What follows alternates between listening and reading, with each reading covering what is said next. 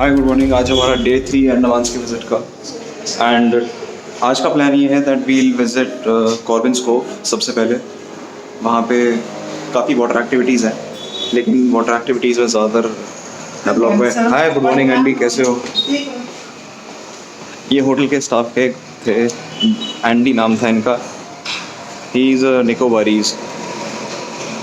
सो कॉर्बिन्स केव में काफ़ी सारी एक्टिविटीज़ हैं, जिसके अंदर मैं सिर्फ वाटर स्केटिंग करूँगा। एंड उसका रीज़न ये है कि Corbyn's cave is the only place in India जहाँ पे ये चीज़ होती है और कहीं नहीं होती। बाकी एक्टिविटीज़ तो हैवलॉक और नील में भी होती हैं, तो बाकी एक्टिविटीज़ में हैवलॉक में और नील में करूँगा।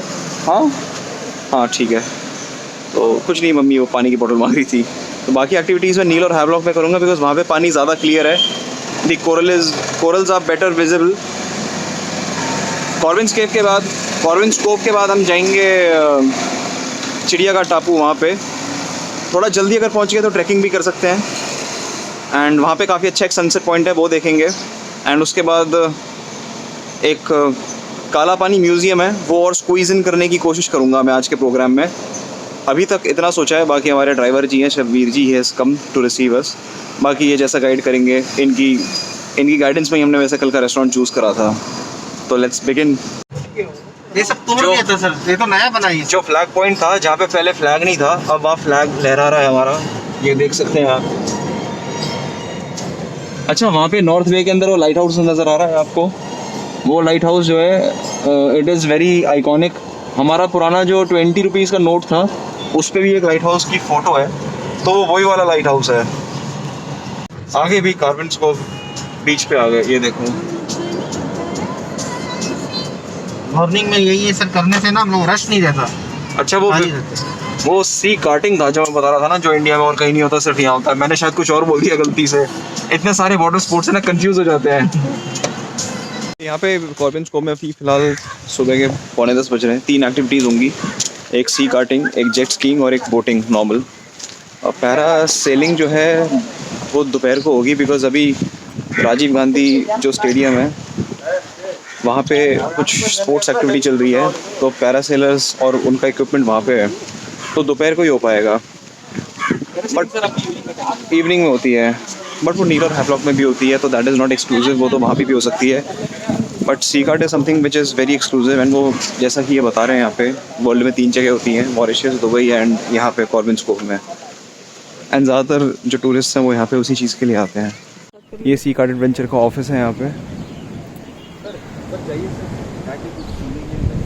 एंड ये बीच का व्यू, ये अंडमान टूरिज्म पुलिस का एक पोस्ट है यहाँ पे। ये सी कार्टिंग एडवेंचर्स का इंटीरियर है, ऑफिस स्पेस है। अच्छा, जितनी भी टूरिस्ट एक्टिविटीज़, जितनी भी वाटर स्पोर्ट एक्टिविटीज़ होती हैं, all of them are conducted by private players. Government की तरफ से सिर्फ हैवलॉक के लिए, नील के लिए फेरी चलती है, और प्राइवेट फेरीज भी होती हैं। बाकी सी कार्टिंग, पैराग्लाइडिंग, सी वॉक, बनाना बोट राइड और जेट स्की, सब कुछ प्राइवेट प्लेयर्स का है, गवर्नमेंट का कुछ नहीं है। And by the way, sea kart, scuba diving, paragliding, ये जितनी भी एक्टिविटीज़ हैं, इनके रेट्स हैं 3500 पर हेड। तो मैंने, मॉम ने और डैड ने तीनों की टिकट्स ली हैं, so it has costed us 10,500। अच्छा, इसका प्रोसीजर ये है that now we are suppose to fill up this form. I am not below 18 years of age, I am physically fit. Basically ये एक सेल्फ डिक्लेरेशन फॉर्म है। ये locker है यहाँ पे, जहाँ पे हमें अपने वैल्यूएबल्स जैसे कि कैप, मोबाइल, पर्स सब रखना है। बट चिंता वाली बात नहीं है, एक फ्रीलांसर वीडियोग्राफर और एक कॉम्प्लीमेंट्री फोटोग्राफर है, उनसे हम अपनी वीडियोज़ और फोटोज़ बनवा लेंगे। अब सी कार्टिंग होती क्या है बेसिकली, मैं इसकी कोई वीडियो दिखा देता हूँ। वहाँ पे सामने एक ऑरेंज कलर की बोट नज़र आ रही होगी आपको उस तरफ, तो that is a sea kart. Basically जैसी हमारी वो नहीं होती गो कार्टिंग जब हम करते हैं, जिसमें 4 पहिए होते हैं, एक छोटी सी कार्ट होती है, वो हम ऑन सरफेस करते हैं, रोड करते हैं। ये जो है ये समुंदर में होती है। So how is it different from a jet ski? Jet ski is basically ऐसा लगता है जैसे बाइक चला रहे हैं। It has a handle and उसको आप इस तरह से नेविगेट कर सकते हैं। This has a steering wheel, तो ऐसा लगता है कि आप कार्ट चला रहे हैं, गो कार्ट वाली, बट वो पानी में चल रही है।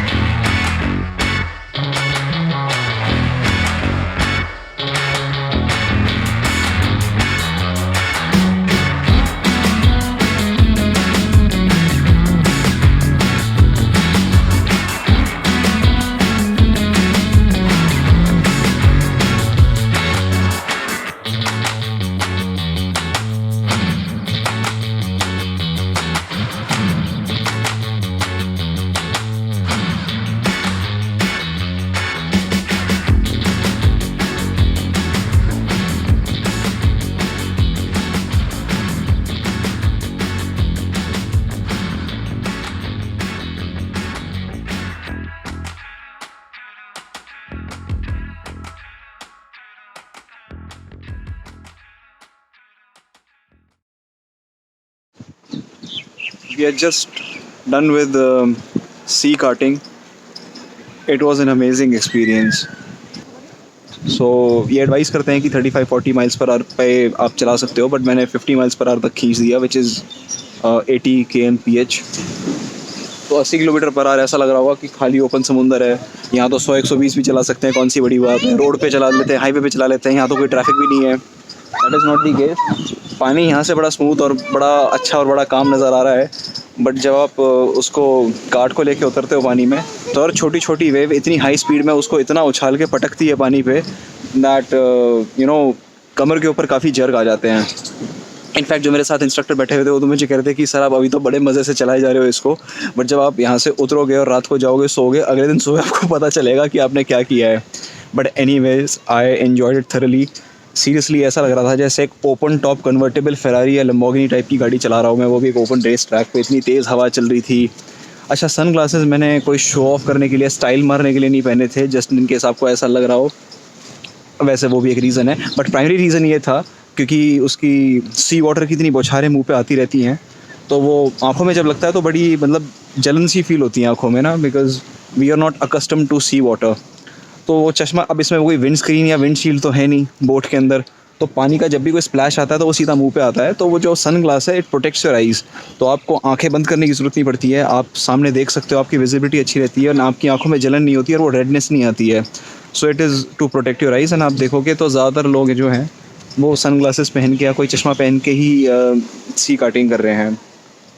अगर आप नहीं पहनोगे, आपको नहीं पहनना है तो भी ठीक है, बट आप उसको ज़्यादा फास्ट नहीं चला सकते, आपको धीरे चलाना पड़ेगा ताकि स्प्लैश ज़्यादा ना आए. एंड थोड़ा सा अगर फास्ट चलाओ तो डेफिनेटली एक काफ़ी अच्छी फील आती है जो कि आपको कोई कार चला के नहीं आ सकती. बट हाँ, आई वुड एडवाइस जिनको स्लिप डिस्क है या कमर में इश्यूज़ हैं वो या तो नहीं, अवॉइड तो मत करना, वो कर सकते हैं बट थोड़ा लो स्पीड पे करो, क्योंकि लो स्पीड पे तो बड़ा स्मूथ धीरे धीरे ऐसे फ्लोटी एक मतलब सरफेस वाला फील देता है.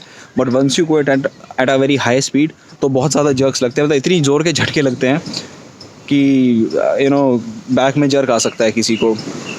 मैं भी काफ़ी बॉडी को स्टिफ करके और टाइट करके बैठा हुआ था इस पर, but the experience was really good. ये जो पीछे आपको एक छोटा सा आइलैंड नज़र आ रहा है यहाँ पे, ये अंडमान का सबसे छोटा आइलैंड है. इसका नाम स्नेक आइलैंड है. सुनामी से पहले यहाँ पे इतने स्नेक्स हुआ करते थे कि अगर आसपास कोई बोट लेके जाओ तो आपको हिसिंग की साउंड आती थी. बट 2004 के सुनामी के बाद it all got wiped away. पूरा जंगल था, पूरे पेड़ ही पेड़ थे, अब सिर्फ 2 पेड़ रह गए हैं वहाँ पे, एंड स्नेक्स भी चले गए हैं, तो वो एक बैरन लैंड रह गया है अभी. या तो उसके अराउंड हम चक्कर काट रहे थे. आई थिंक लाइफ गार्ड की सीट है, so that he can sit here and have a view. इसके ऊपर बैठ के देखता हूँ. चलो कोई बात नहीं, सम अदर टाइम. वेल, इसके साथ ये वाला वीलॉग तो ख़त्म होता है, बट डोंट वरी गाइस, दिन ख़त्म नहीं होता है. इसके बाद we had gone to an amazing track which will show you in the next vlog. Stay tuned.